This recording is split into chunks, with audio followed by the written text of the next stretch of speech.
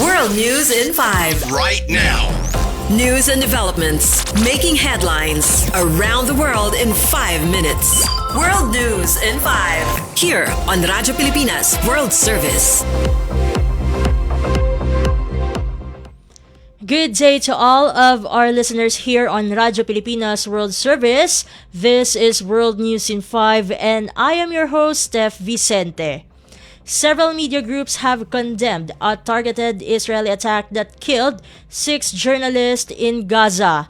The BBC reported that 5 Al Jazeera journalists, including correspondent Anas al-Sharif, were killed in an Israeli airstrike on Sunday.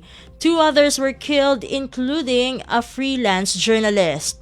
The Israeli military said it targeted Sharif, alleging he had served as the head of a terrorist cell in Hamas, something Sharif denied.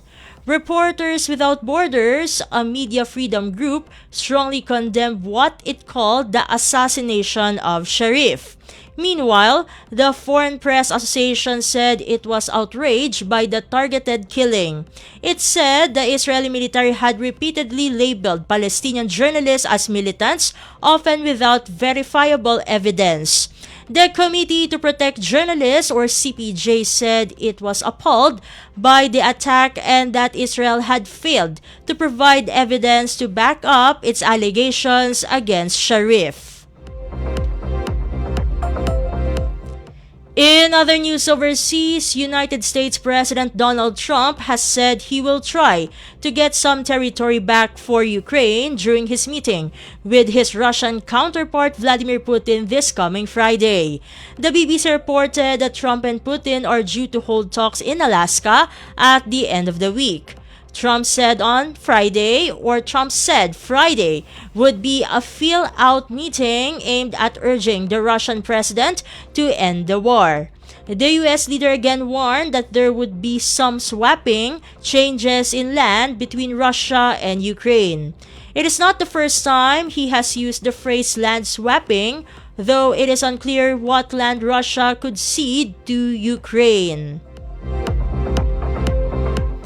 And finally, United States President Donald Trump said he was deploying the National Guard to Washington, D.C. and taking control of the city's police force as he pledged to crack down on crime and homelessness in the city.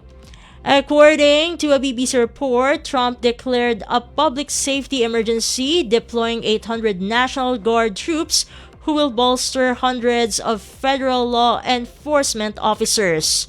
The city's mayor, Muriel Bowser, has rejected the president's claims about crime, and while there was a spike in 2023, statistics show it has fallen since then.